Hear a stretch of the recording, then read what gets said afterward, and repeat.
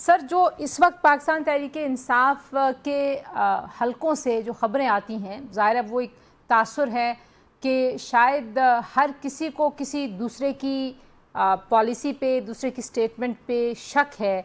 कल जो है वो सलमान अकरम साहब ने अली अमीन गंडापुर साहब की जानिब से कुछ बयानात की तरदीद की। उन्होंने कहा ये पार्टी पॉलिसी नहीं है।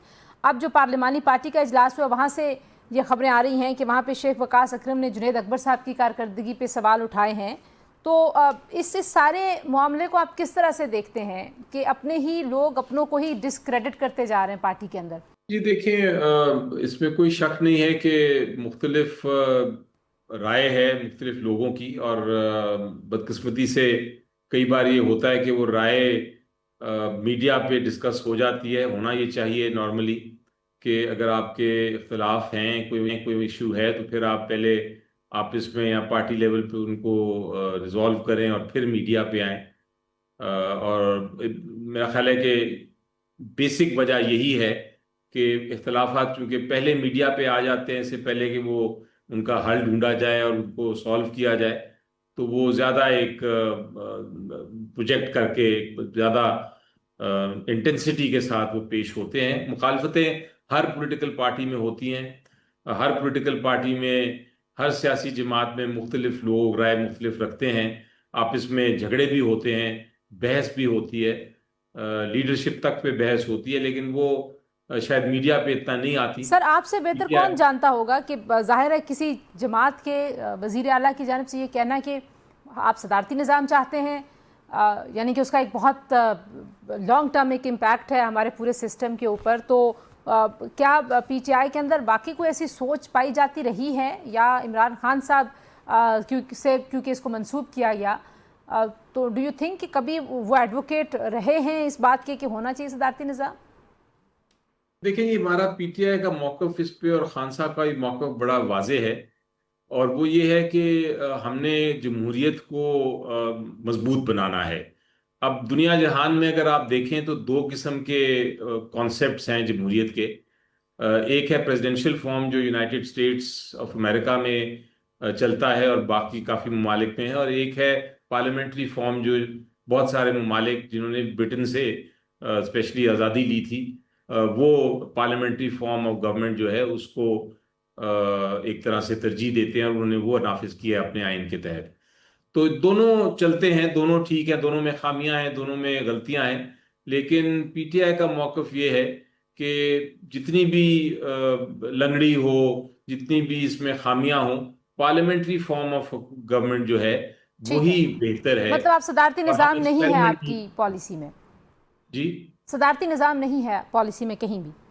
और अगर अगर ये किसी भी जमात का ये मौकफ हो कि हम सदारती निज़ाम चाहते हैं, तो फिर आइन का तकाजा ये है कि आप अपने मैनिफेस्टो में उसको लिखें। जी। और मैनिफेस्टो में लिख के फिर आप इलेक्शंस लड़ें उस मैनिफेस्टो पे कि हम इलेक्शन लड़के अगर आएंगे तो हम एक तरह से आइन में तब्दीली लेके आएंगे और प्रेसिडेंशियल फॉर्म लेके आएंगे।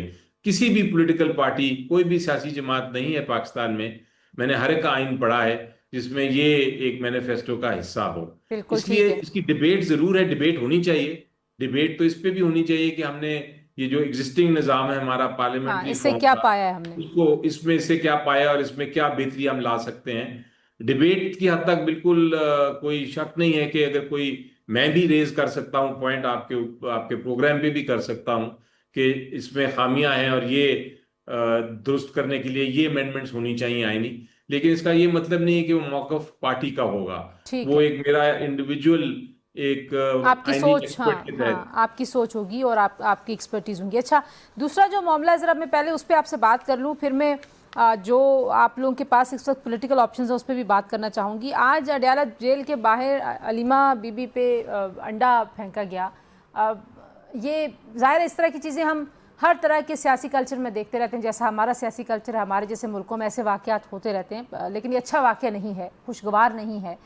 इस पर अब सोशल मीडिया पे जो पाकिस्तान तहरीक इंसाफ से जुड़े हुए लोग हैं वो ये इल्ज़ाम तराशी कर रहे हैं कि ये पुलिस ने ये सारा जो है वो किया, ऑपरेशन जानबूझ के।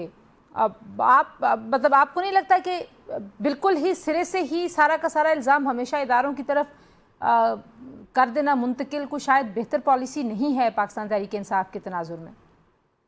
जी देखें, जहां तक ताल्लुक है इस इंसिडेंट का, ये वाकया जो हुआ, मेरा ख्याल है हर एक को इसको भरपूर तरीके से कंडेम करना चाहिए। इसके ऊपर जी, कोई कोई जस्टिफिकेशन भी नहीं है। सियासी जमात जी हो, ये एक सियासत का हिस्सा नहीं हो सकता कि आप एक दूसरे के ऊपर कोई चीजें फेंकें। आप देखेंगे पीटीआई ने तो बड़ा सफर किया है इमरान खान साहब के खिलाफ, तो उनके ऊपर तो गोली भी चलाई गई। इसी तरह हमारे से पहले भी, मैं कहूँगा, जो दूसरे हमारे कायदीन हैं दूसरी पॉलिटिकल पार्टीज के, उनके खिलाफ भी ऐसी बातें हुई। मेरा ख्याल है हमें सबको मिलके इसको कंडेम करना चाहिए। इसमें कोई ये एक्सप्लेनेशन नहीं देनी चाहिए कि ये तो होता रहता है सियासत में, ये एक्सेप्टेबल नहीं है। जी जी, इफ एंड इसको बट्स नहीं होने चाहिए। मानना। बिल्कुल ठीक है, बिल्कुल ठीक बात। लेकिन जहां तक ताल्लुक है, अगर ऐसा हो जाता है तो मेरा ख्याल है हुकूमत पे सबसे ज्यादा बड़ी जिम्मेदारी है कि वो जिसने भी किया उसको पकड़ें, उसको सामने लेके आए, और फिर उसको अगर कोई सजा बनती है कानून में तो वो सजा दें, और उसके खिलाफ कार्रवाई करें, ताकि किसी किस्म के शक व शुबात ना रहें। मैं हमेशा ये कहता हूं कि किसी के खिलाफ इल्जाम लगाने से पहले आपको खुद तहकीकात कर लेनी चाहिए। लेकिन आपको पता है सोशल मीडिया पे तो लोग कुछ भी किसी के खिलाफ भी इल्जाम लगा सकते हैं। लेकिन ये नेचुरली एक बात तो इसमें जाहिर है कि ये पीटीआई का कोई दुश्मन ही है जिसने ये किया है। और वो जो पीटीआई का दुश्मन है, क्योंकि अलीमा खान इमरान खान साहब की बहन है, और हमारी तो वैसे भी माशरे में इस तरह की जो बहनें होती हैं, माएँ होती हैं, उनकी इज्जत की जाती है, चाहे वो किसी भी सियासी सियासी जमात से। मुखालिफ की क्यों ना हो। हम्म। तो ये एक मेरा ख्याल है दुश्मन किसी ने एक ऐसा काम किया है, और शायद इसलिए भी किया हो कि और मुखालफतें बढ़ें। इसको आप ये भी रूल आउट नहीं कर सकते कि ये कोई साजिश थी। हम्म। लेकिन बहरहाल जो भी है, इसको किसी ना किसी इंजाम तक पहुंचाना चाहिए, और ये हुकूमत की एक तरह की जिम्मेदारी है, मैं समझता हूँ।